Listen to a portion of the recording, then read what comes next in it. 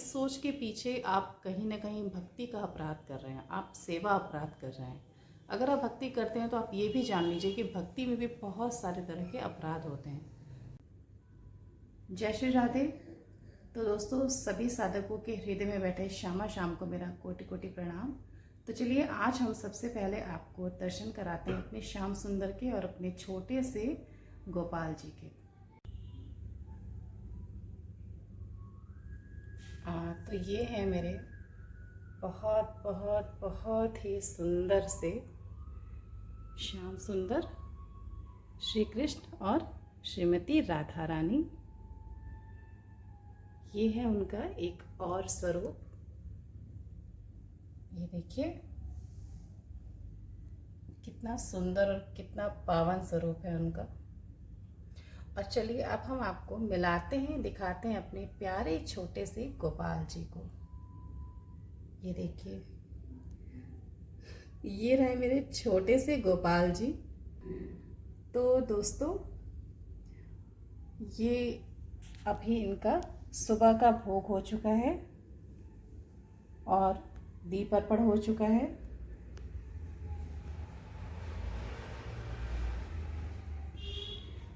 तो आपने देखा कितना सुंदर स्वरूप है इनका।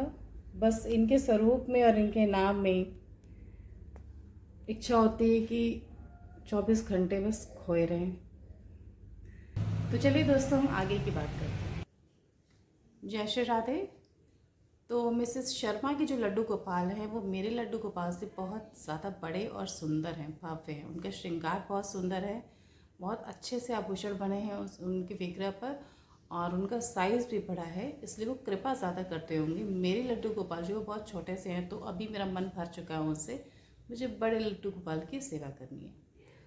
तो भक्तों, आजकल ये सोच बहुत ज़्यादा हावी है भक्तों के ऊपर, या उन लोगों के ऊपर जो भक्ति का नाटक करते हैं। एक्चुअली में ये भक्ति होती ही नहीं है।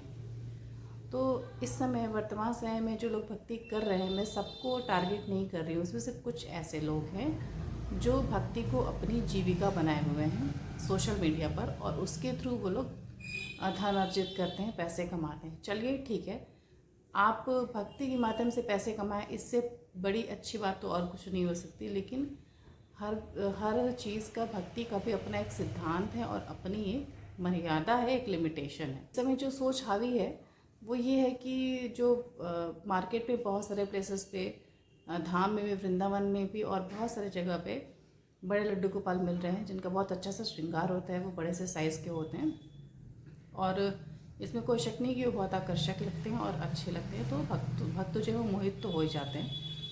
तो इस समय यही चल रहा है कि छोटे गोपाल जी को बहुत लोग पेड़ के नीचे रख के आ जाते हैं, बहुत लोग इन्हें यमुना जी में प्रवाहित कर देते हैं, गंगा जी में प्रवाहित कर देते हैं, या फिर किसी मंदिर में छोड़ कर चले आते हैं लावारिस की तरह। तो ठीक है, अगर आपकी इच्छा है बड़े गोपाल जी की सेवा करने की, ये सोच तो अच्छी है, लेकिन क्या आपको पता है कि इस सोच के पीछे आप कहीं ना कहीं भक्ति का अपराध कर रहे हैं, आप सेवा अपराध कर रहे हैं। अगर आप भक्ति करते हैं तो आप ये भी जान लीजिए कि भक्ति में भी बहुत सारे तरह के अपराध होते हैं। नाम अपराध, सेवा अपराध, वैष्णव अपराध, इस तरह के बहुत सारे अपराध होते हैं जिनका हम ध्यान नहीं देते और हमसे होते रहते हैं वो डेली लाइफ में, क्योंकि हमें उनकी जानकारी नहीं है। तो ठीक आजकल लड्डू गोपाल से संबंधित भी यही ट्रेंड चल रहा है। लड्डू गोपाल की सेवा को भक्तों ने, लोगों ने भक्ति ना समझकर उसे एक ट्रेंड बना लिया है, फैशन बना लिया है, अपने फॉलोअर्स बढ़ाने का, सोशल मीडिया पे अपने सब्सक्राइबर्स बढ़ाने का सिर्फ एक ज़रिया बना लिया है। तो ये बिल्कुल गलत है। मैं सारे साधकों को नहीं कह रही हूँ, इसमें से बहुत सारे ऐसे भी साधक हैं जो सच्चे हैं, जो काफ़ी सालों से गोपाल जी की सेवा कर रहे हैं और उन पर उनकी कृपा है, और ईश्वर करे कि वो आगे ऐसे ही करते रहें, भगवान की कृपा उनकर, गोपाल जी की कृपा उन पर बनी रहे।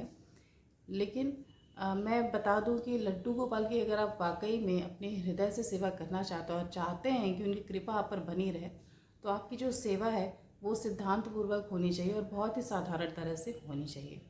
जैसे आजकल वीडियो शूट करने के लिए या फिर शो ऑफ करने के लिए लोग बड़े गोपाल जी रखते हैं, तो चलिए ठीक है, आपने बड़ा विग्रह लिया, उसमें कोई बात नहीं है, लेकिन आप उन्हें अपवित्र स्थानों पर ले जाते हैं, अपने साथ सेल्फी लेने के लिए या वीडियोस बनाने के लिए, तो वो भी एक अपराध होता है।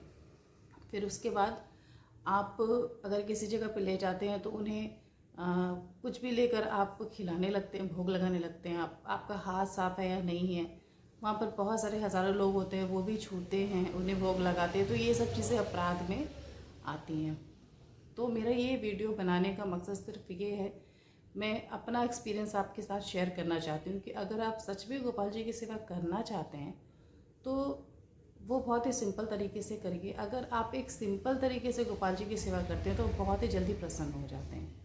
एक ये तो शास्त्रों में भी लिखा है कि 8 इंच से बड़ा विग्रह अपने घर के मंदिर में नहीं रखना चाहिए, और अगर आप रखते हैं तो ये भी एक अपराध है। लेकिन चलिए, अगर आप रखते हैं तो उसके लिए आपको भक्ति के नियम फॉलो करने पड़ेंगे। और अगर आप गोपाल जी की सेवा अभी आपने स्टार्ट नहीं की है, आप करना चाहते हैं, तो उसका सबसे अच्छा तरीका ये है कि आप बहुत ही छोटे से 0 साइज़ के गोपाल जी पहले आप खरीद के लेके आएँ, आप उनकी प्यार प्रतिष्ठा करें। या फिर अगर आप प्राण प्रतिष्ठा नहीं भी कर सकते हैं, तो अगर आप नियम पूर्वक उनकी सेवा करते हैं तो कुछ दिन के अंदर वो खुद ही जागृत हो जाते हैं, आपकी सेवा से प्रसन्न होकर वो आपकी सेवा के आदी हो जाते हैं। वैसे भी जो प्रभु श्री कृष्ण हैं वो तो अपने भक्तों के पराधीन रहते हैं, वो पूरी तरह से अपने भक्तों के कंट्रोल में रहते हैं। और उनका जो बाल स्वरूप होता है, जो गोपाल स्वरूप है, वो तो इतना ज़्यादा कोमल स्वरूप है कि वो थोड़ी सी ही सेवा से बहुत ज़्यादा प्रसन्न हो जाते हैं और भक्तों की सारी मनोकामना पूरी करते हैं। तो मेरा ये आग्रह है उन सारे भक्तों से कि आप अगर गोपाल सेवा करते हैं या करना शुरू करना चाहते हैं तो सबसे पहले आप अपने घर का माहौल देखिए कि आपके घर का माहौल उनकी सेवा से मैच कर रहा है या नहीं। आपके घर में नॉनवेज नहीं खाना चाहिए, लहसुन प्याज का यूज़ नहीं होना चाहिए। मासिक धर्म के दौरान आपके अलावा उनकी सेवा कौन करेगा, सबसे पहले तो आपको ये सोच लेना चाहिए, क्योंकि गोपाल जी की जो सेवा है वो एक उनका बाल स्वरूप है कृष्ण जी का, इसलिए उनकी सेवा एक बच्चे की तरह रेगुलर होनी चाहिए। सुबह हो या शाम हो, आप किसी भी अवस्था में हो, बीमार हो या नॉर्मल हो, उनकी सेवा कभी भी नहीं रुकनी है। बहुत सारे भक्त ऐसा भी पूछते हैं कि श्राद्ध में ही गोपाल जी की सेवा करनी है या नहीं करनी है, तो इसमें कोई भी डाउट नहीं है, श्राद्ध में भी उनकी सेवा वैसे ही होगी। बस अगर महिलाएं मासिक धर्म के बीच में हैं तो उनकी कोई सेवा नहीं करनी है। जैसे बहुत सारे लोग कहते हैं, मैंने यूट्यूब पे भी वीडियोस में देखा है कि कहते हैं कि अगर आप उन्हें अपना पुत्र मान के कर रहे हैं तो आप उन्हें भोग लगा सकते हैं मासिक धर्म में। ये बहुत बड़ा अपराध है, ये पाप है, अपराध है। अब इसका फल क्या होगा ये तो भगवान ही जाने, लेकिन बहुत बड़ा अपराध है। मासिक धर्म के दौरान अगर आप भोग भी लगाती हैं तो भगवान उसे ग्रहण करेंगे ही नहीं। और अगर आप सेवा लाने वाली हैं घर में, तो सबसे पहले आपको निश्चय करना होगा कि अगर आप मासिक धर्म में हैं तो आपके अलावा वो सेवा कौन करेगा, ये आपको पहले ही सोचना है, क्योंकि उनकी सेवा किसी भी स्थिति में रुकनी नहीं चाहिए। और लड्डू गोपाल छोटे हों या बड़े हों, वो आपको फल तभी देंगे या वो आप पर कृपा तभी करेंगे जब आप उनके सुख की चिंता करिए। ये भक्तों, ये किसी भी भगवान की सेवा या किसी भी भगवान की भक्ति आपको फल तभी देगी जब आप अपना सुख छोड़कर सिर्फ उनके सुख के बारे में सोचना शुरू कर देंगे।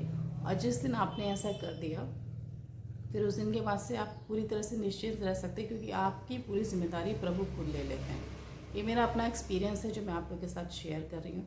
इसलिए अगर आप गोपाल जी लाने वाले हैं, आप सेवा करने वाले हैं, तो आप सेवा से पहले ही सोच लीजिए। और साइज़ से कोई भी फ़र्क नहीं पड़ता, गोपाल जी बड़े हों या छोटे हों, अगर आपकी सेवा नियम पूर्वक सिद्धांतपूर्वक हो रही है तो वो आपको आपके ऊपर कृपा ज़रूर करेंगे।